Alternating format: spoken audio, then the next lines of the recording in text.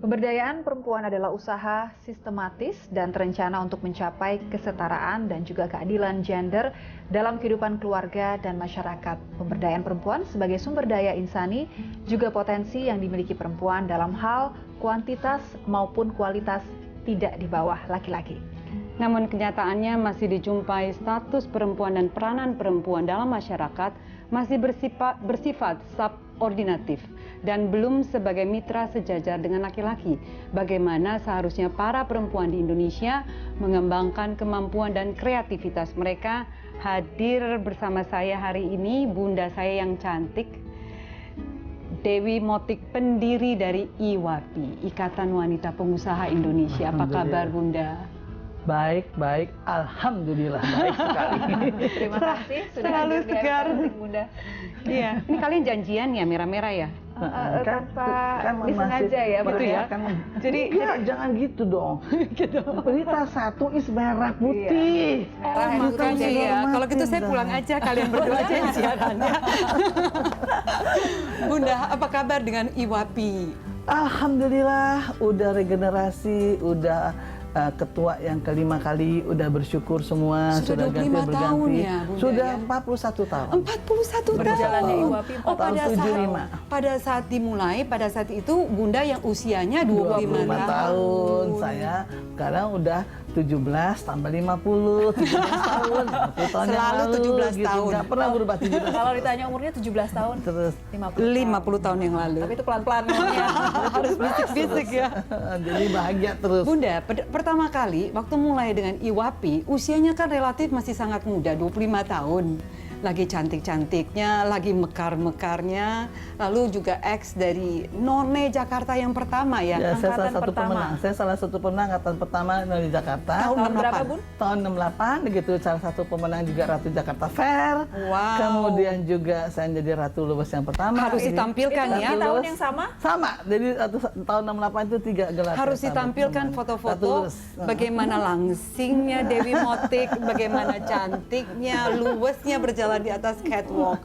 Nah, 25 tahun memulai dengan IWAPI, Bunda, saat itu. Apa sih yang terbersit dalam pikiran kok 25 tahun mojang cantik begitu memulai Ikatan Wanita Pengusaha Indonesia? Ceritanya Sederhana gimana? sekali. Saya berdua sama kakak saya baru pulang dari kantor kami di Krekot Raya. Ya. Kemudian kami berdua ngobrol. Enak juga ya kalau kita punya satu wadah semua perempuan yang bergerak di bidang ekonomi, karena saya merasakan sekali kalau kita 50% dari jumlah penduduk Indonesia yang waktu itu belum sampai 250 juta seperti Baik. sekarang ya, kurang lebih 150-170 juta, itu diperdayakan dengan penyerapan tenaga kerja, yaitu menciptakan lapangan kerja, selain tidak melupakan fungsi utama adalah sebagai seorang istri dan sebagai seorang ibu ya, pendamping suami dan menjadi pendidik untuk anak-anak di masa depan. Bisa kok, saya merasa sekali, dan itu akan membuat bahwa paling kurang mengurangi pengangguran. Dan kalau kita ngomong tentang kesetaraan gender, nggak usah ngomong banyak, berarti nggak? Udah aja kalau kita berkarya, suami kita menghormati kita, orang-orang sekeliling kita juga menghormati kita, dan yang terpenting kita memperlihatkan bahwa wanita dan pria diciptakan oleh Tuhan di agama pun juga selalu saling menghormati dan saling mendukung. Gitu. Tapi tidak berarti dengan adanya IWAPI, Bunda setuju nggak bahwa IWAPI kalau disamakan dengan feminisme? Oh, beda sekali, beda sekali. Enggak ya? Enggak, saya selalu pertama kali karena saya kebetulan, ini maaf ngomong ya, karena kebetulan saya percaya bahwa tokoh-tokoh wanita, kebetulan juga adalah Siti Hadijah, salah satu tokoh wanita yang saya hormati itu, dan Siti Aisyah itu dua-dua perempuan tokoh yang satu bergerak di bidang ekonomi, satu bergerak di bidang politik. Jadi sama sekali nggak benar kalau perempuan itu tidak boleh berkarya dan tidak boleh berpolitik. Justru itulah tokoh-tokoh wanita yang bagi saya contoh utama. Jadi menurut saya kita jalankan aja. Kesalahan besar, tau nggak kesalahan Dora? Perempuan tuh suka belagu, baru dapat kedudukan tinggi aja belagu. Kita lebih.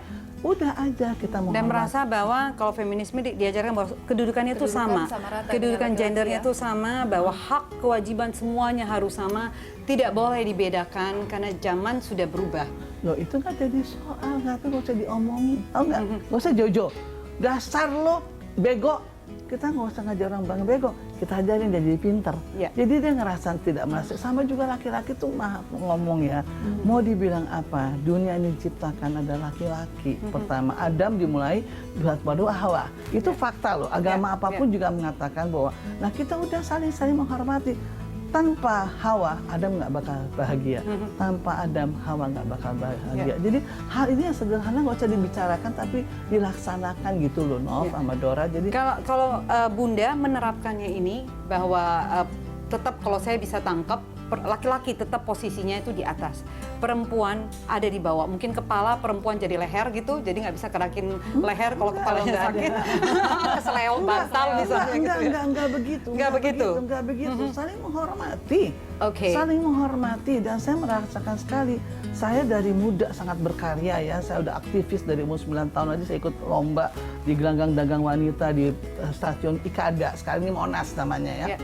Saya merasakan kalau kita berkarya dengan manis, dengan santun ya, nggak ada tuh laki-laki yang jahat sama saya gitu loh. Kalau pun jahat ya exception ya. Jadi maksud saya kita sendiri membuat orang tuh hormat sama kita. Bunda sendiri di rumah bagaimana peran sebagai seorang istri?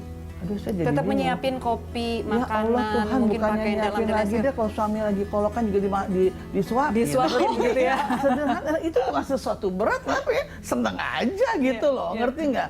Maksudnya yang buatin kopi dong, dia bilang gitu. Ya udah, saya kenapa mesti berat gitu loh? Seneng aja, if you do something to somebody you love, somebody that you love and you respect, ya respect, ingat juga ya. Jadi dia mesti repot sih, aku bingung gitu. Karena itu juga mungkin sudah menjadi kodrat juga wanita untuk. Saya nggak ngerasa kodrat ya, saya seneng aja kerjainnya gitu loh saya. Jadi saya pikir sekarang ini, maaf ya, kan saya hampir setiap tahun dari tahun 2007 menghadiri International Conference di PBB tentang kesetaraan gender. Ini kita dibodoh-bodohin sama orang Barat, ngerti nggak? Dibodoh-bodohin ini kayak gimana? Jadi terus setuju kesetaraan gender, terus tanda tanganlah negara Republik tentang kesetaraan gender. Hello Dolly, kita nggak perlu ngikutin Barat. Hello. Ngerti? Karena kita memang anggota PBB, tapi kan kita dengan manis kita bisa, loh, budaya kami dari dulu juga sangat menghargai kesetaraan gender. Tentang terjadi apa sekarang di Indonesia dengan ada kekerasan terhadap wanita, kekerasan anak, segala macam itu adalah satu yang kita harus sosialisasi, itu tidak boleh terjadi, tidak boleh terjadi. Itu diajarkan nggak di dalam Ikatan Wanita Pengusaha Indonesia ini supaya menghargai kodratnya sebagai seorang perempuan? Saya adalah nggak usah banyak ngomong, saya exception aja, saya buat implementasi di lapangan aja. Apa saya kerjain, saya lihat, mereka juga tahu, nggak usah jauh-jauh tentang berdoa. Agama aku juga, kita mau berbuat sesuatu kita harus berdoa dulu. Nah itu saya sangat menghormati agama satu sama lain. Saya dari dulu selalu mengatakan, kejadian banyak di negara kita ini itu karena tokoh-tokohnya tidak memperlihatkan contoh yang benar. Set a good example. Sama juga tentang penghargaan perempuan ke laki, laki ke perempuan, tentang agama saling menghormati satu sama lain, tentang perbedaan budaya.